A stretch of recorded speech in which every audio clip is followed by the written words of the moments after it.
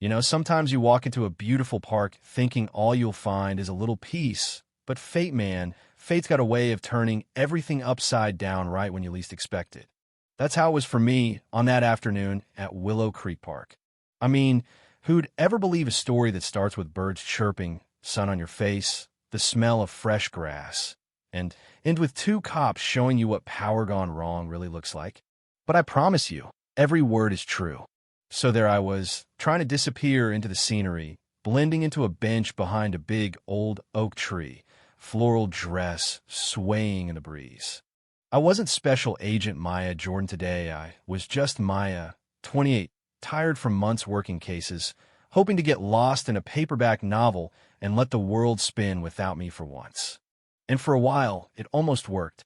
The park was alive, laughter floating over the lake, families everywhere, that sense of safety you only get in places that belong to everyone. Or so I thought.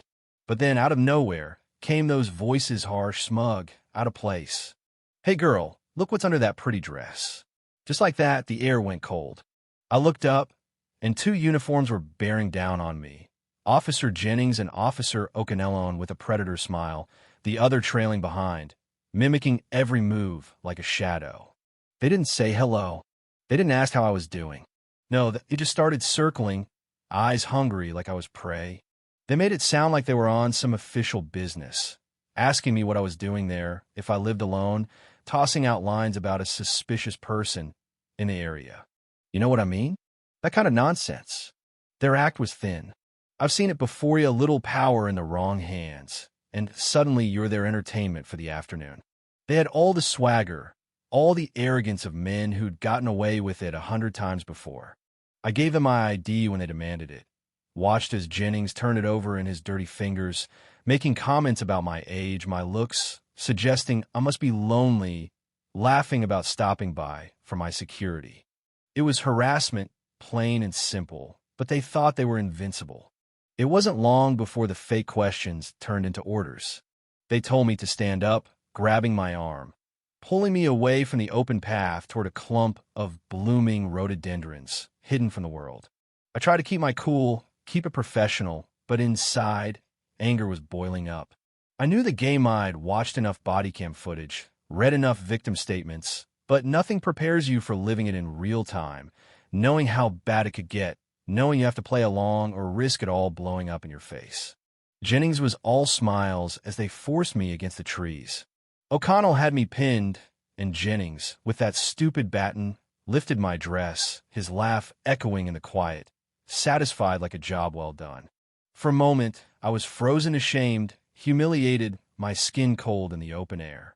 I could see they were waiting for me to fall apart, to beg, to cry.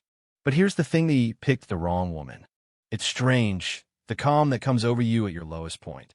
I let it wash over me, turned off the fear, let the professional in me take control.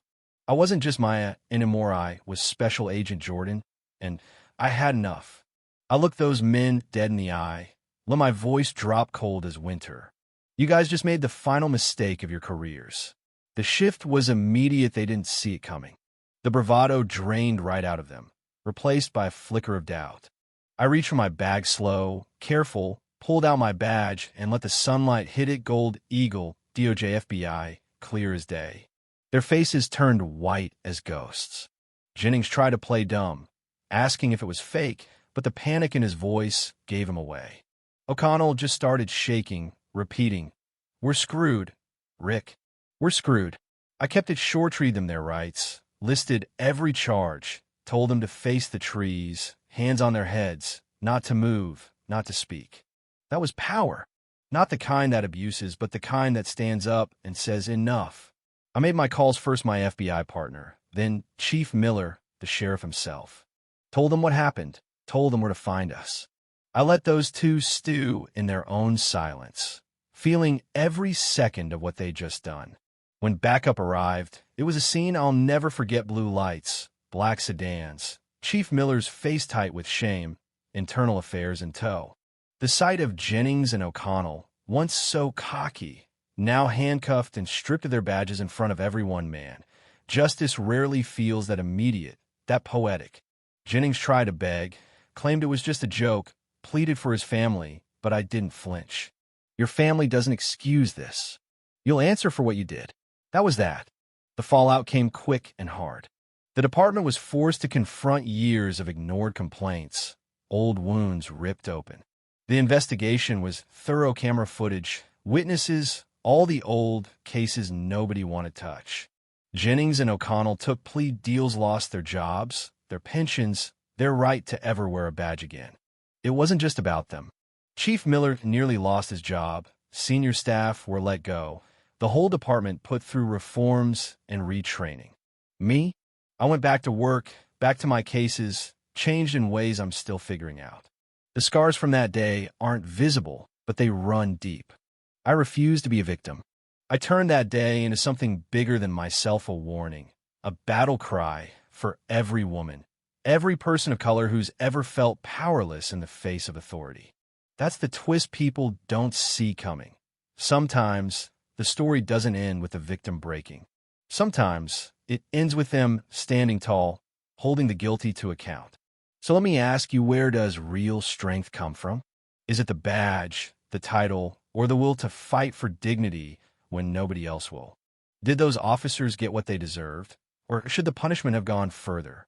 And what does it say about our world that parks, meant for peace, can turn dangerous at the whim of the wrong people? Drop your thoughts below. Let's talk about justice, about power, about what needs to change.